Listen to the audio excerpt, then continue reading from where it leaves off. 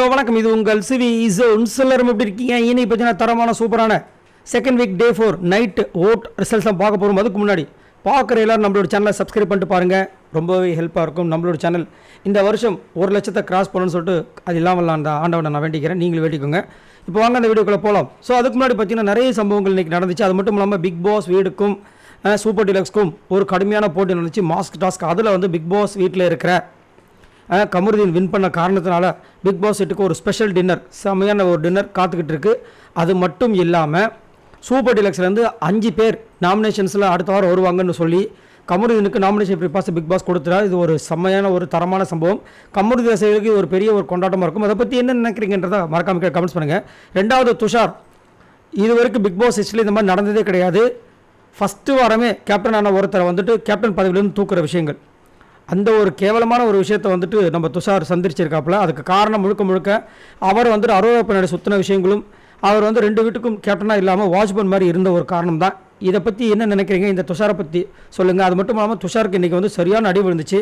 பாவம், அவருக்கு என்ன எதுவும் ஆகக்கூடாது, ஏன்னா அப்போ கொஞ்சம் எந்திரிச்சிட்டாப்பில், ஆனால் ஓடும்போது செம்மடி விழுந்துச்சு.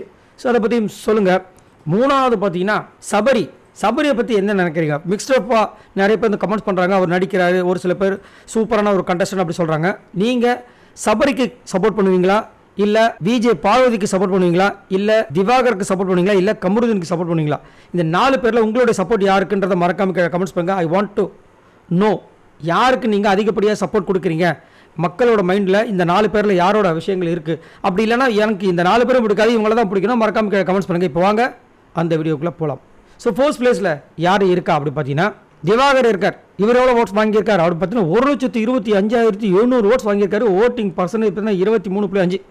உண்மையிலேயே பெரிய விஷயம். அதுவும் நான் ஆல்ரெடி சொன்ன ஒரே ஒரு மந்திரம் தான், எதிர்பாருங்கள் அப்படின்னு சொன்ன ஒரு மந்திரம் கரெக்டாக நம்ம திவாகருக்கு தான் செட் ஆகும். ஏன்னா திவாகர் இவ்வளோ ஓட்டு வாங்குவார்னு தெரியாது, இவ்வளோ 2 வாரம் இந்த பிக் பாஸ் வீட்டுக்குள்ள இருப்பாருன்னு தெரியாது, ஒரு ஸ்ட்ராங்கான ஒரு கண்டஸ்டண்ட்டாக உருவாவான்னு தெரியாது. நிறைய பேர் இப்போ வந்து திவாகர் தான் டைட்டில் வின்னர் சொல்கிற அளவுக்கு திவாகர் பாப்புலர் ஆவார்ன்றது யாருக்குமே தெரியாது. அது மட்டும் இல்லாமல் இப்போ ஒரு புது காம்போ வேறு பயங்கரமாக ட்ரெண்டிங்காக போயிட்டுருக்கு இவருக்கும் வினோத்துக்கும். ஐயோ, இந்த வினோத் இவரை வச்சு பண்ணுற வேலைகள், அதுலேயும் சங்கீத ஸ்வரங்கள், இது யாரெல்லாம் பார்த்தீங்கன்னு சொல்லிட்டு மறக்காமல் கீழே கமெண்ட்ஸ் பண்ணுங்கள்.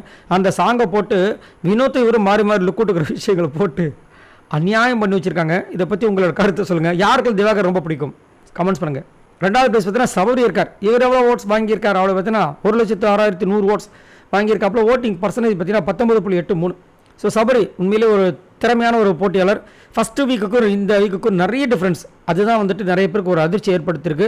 சபரி நடிக்கிறார் அப்படின்ற மாதிரி சொல்கிறாங்க. இன்னுமே வந்து அவருடைய ஒரிஜினல் ஃபேஸ் வெளியே வரல, வந்துச்சுன்னா இன்னும் பயங்கரமாக இருக்கும் அப்படின்ற மாதிரி வந்துட்டு சொல்கிறாங்க. அது மட்டும் இல்லாமல் விஜே பார்வதி இவருக்கு ஒரு செக்கப் போட்டு பயங்கரமான ஒரு நோஸ் கட் பண்ணுற மாதிரி இவர் வெளியே போகும்போது வந்துட்டு கலாச்சார விஷயங்கள் கொஞ்சம் ஓவராக இருந்த மாதிரி இருந்துச்சு. சபரியோட ரசிகர் நீங்கள் சொல்லுங்கள், உங்களுக்கு என்ன தோணுச்சு அப்படின்ட்டு. அது மட்டும் இல்லாமல் சபரி அந்த கேங்கை விட்டு வெளியே வந்து தனியாக ஒரு கேமை கொடுத்தா சூப்பராக இருக்கும். பட் இது அவர்கிட்ட தான் இருக்குது. மூணாவது பேஸ் பார்த்தீங்கன்னா பார்வதி இருக்காங்க. இவங்க எவ்வளோ ஓட்ஸ் வாங்கியிருக்காங்க அப்படி பார்த்தீங்கன்னா 59,700 ஓட்ஸ் வாங்கியிருக்காங்க. ஓட்டிங் பர்சன்டேஜ் பார்த்தீங்கன்னா 11.16. ஸோ விஜய் பார்வதி நல்ல ஒரு திறமையான ஒரு போட்டியாளர். பட் கொஞ்சம் ஆட்டிடியூட் கம்மி பண்ணிக்கலாம், சரிங்களா? அந்த ஒழுங்கேற்ற விஷயங்களை கொஞ்சம் கம்மி பண்ணிக்கலாம். என்னதான் வந்து அவங்க மேலே வெறுப்பு இருந்தாலும் அதை பண்ண தேவையில்லை.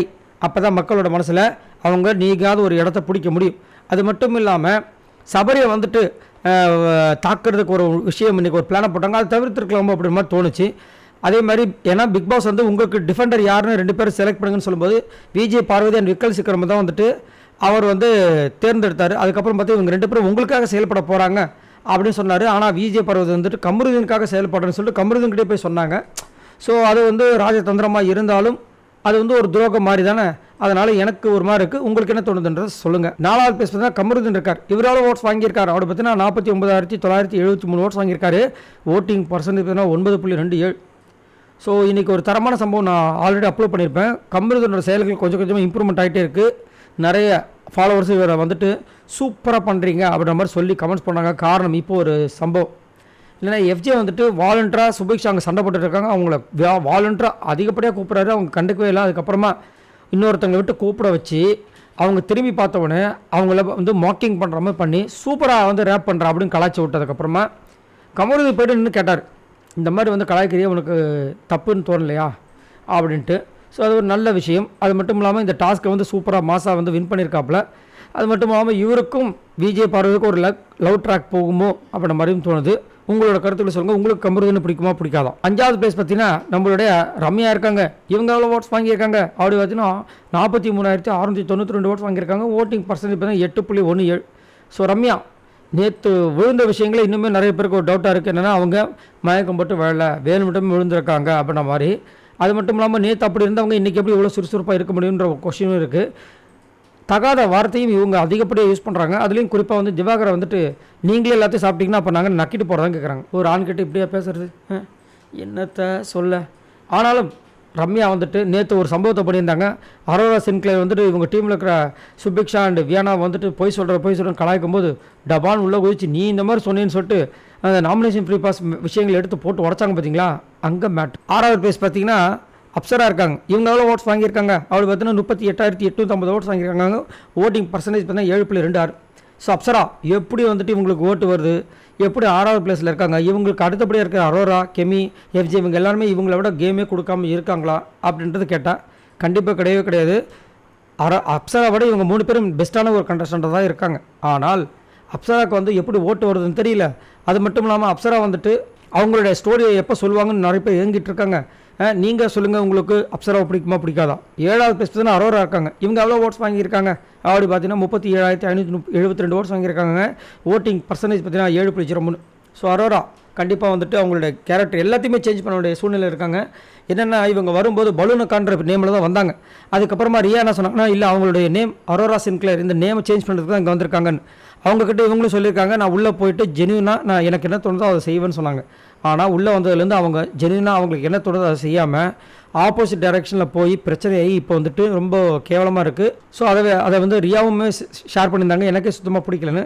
பட் இருந்தாலும் என்னை வந்துட்டு நீங்கள் அரோரா கிண்டல் பண்ணி போடுங்க கலாய்ச்சி போடுங்கன்னு சொல்கிறீங்க, என் ஃப்ரெண்டை நான் எப்படி கலாய்க்க முடியும் அப்படின்ற மாதிரி முடிச்சிட்டாங்க. ஸோ இதுக்கப்புறம் அரோராவை கேம் பயங்கரமாக இருக்கும் அப்படின்றதுல மாற்றுக்கிறதே கிடையாது. 8வது பிளேஸ் பார்த்தீங்கன்னா கெமி இருக்காங்க. இவங்க எவ்வளோ ஓட்ஸ் வாங்கியிருக்காங்க அப்படி பார்த்தீங்கன்னா 37,220 ஓட்ஸ் வாங்கியிருக்காங்க. ஓட்டிங் பர்சன்டேஜ் பார்த்தீங்கன்னா 6.96.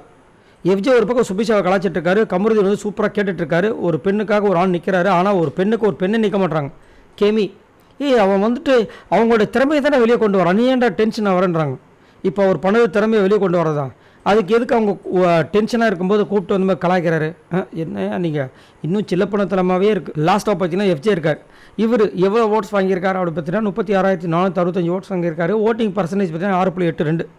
ஸோ எஃப்ஜே கண்டிப்பாக ஒரு திறமையான போட்டியாளர். பட் இந்த பிக் பாஸ் சீசன் 9 பெருசாக திறமையான போட்டியாளர் தெரியல. ஏன்னா இல்லைன்னா அந்த 3 ரவுண்டில் வந்திருக்கணுமே, லாஸ்ட் 3 பேர் இதில். சரி ஓகே. அடுத்தது தலைகணத்தோட உச்சியில் ஒரு சில பேர் ஆடுவாங்க, ஆனால் அவங்களுக்கு கடவுள் கைவிட்டுருவார் அப்படின்ற மாதிரி சொல்லுவாங்க. அந்த வேலையை தான் எஃப்ஜே பண்ணிகிட்ருக்கார். நிறைய பேருக்கு எஃப்ஜே கண்டவே பிடிக்க மாட்டுது.